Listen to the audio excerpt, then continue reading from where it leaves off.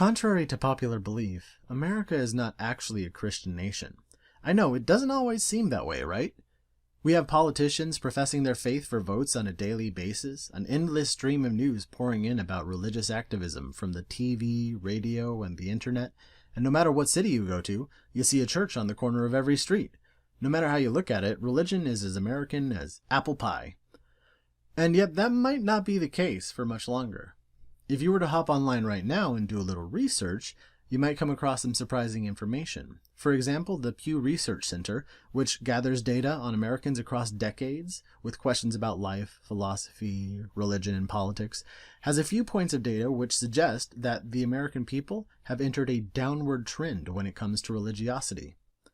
While the Christian religion has certainly come into a good deal of political influence lately, with the Republican Party espousing things like family values, God and country, and biblical principles, it may surprise you that Christianity as a whole is slowly losing its place as a majority in our country. Since its heyday in the 1960s, in which Christian values came to represent the ideal moral political stance, hence earning Christian political activists titles like the moral majority, people's confidence in religion as an answer to their problems has dropped by about 20%, while confidence in religious organizations dropped to just 21% of all Americans. Meanwhile, polls taken in 2018 also show that Americans who want less religion in politics have grown from 12% of the population to 28% since just last decade.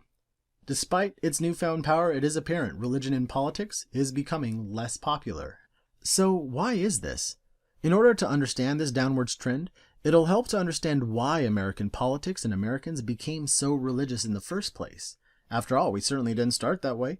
The Founding Fathers established the Constitution with specific provisions to prevent the government from treating any one religion more favorably than the other. In fact, until the early 19th century, Americans weren't actively religious at all. They just kept their beliefs to themselves and their families. It wasn't until the late 19th century, when America was faced with 2 consecutive world wars, that religion became an active talking point in politics. The way this happened was very simple.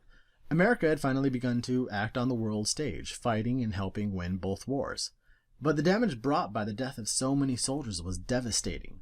This sudden loss in population caused a great deal of concern among families and politicians, but both soon turned to religion for support and as an inspiration for restoring that stability. The Christian concept of the nuclear family became a way of ensuring a growing population. Meanwhile, Dwight Eisenhower would go on to use this status of a Christian nation to sell America's reliability to other countries. Added to this growing mix was a good dose of the Red Scare. President Harry Truman teamed up with Pope Pius XII to combat the terror of communism with the power of prayer. Meanwhile, Senator McCarthy's communist witch hunts made Christianity into a defense against being considered un-American.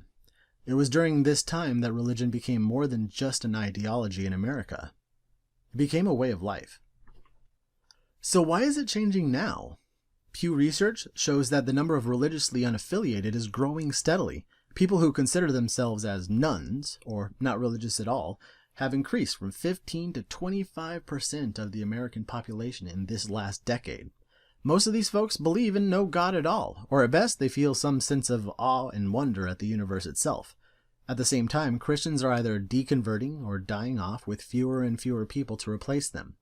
Newer generations aren't as interested in starting families right away, if at all, so they don't need the church for things like marriage or baptism. And where once children would find their own church after leaving the home, with social media, higher education, and a more connected culture, kids no longer need the church for community. They can easily build their own around their interests. Couple that sentiment with the continued scandals around church leaders and the widespread disagreement with their stances on LGBTQ+ issues, and most of the children who grew up in the church have no interest in staying there as adults. This shift of importance, from personal to political to unnecessary, represents a century of change over multiple generations, and the numbers continue to show this paradigm shift taking place. The religious are becoming less religious, and the non-religious are becoming many. If this trend continues, we may very well see more than just a shift. The whole thing may just flip upside down.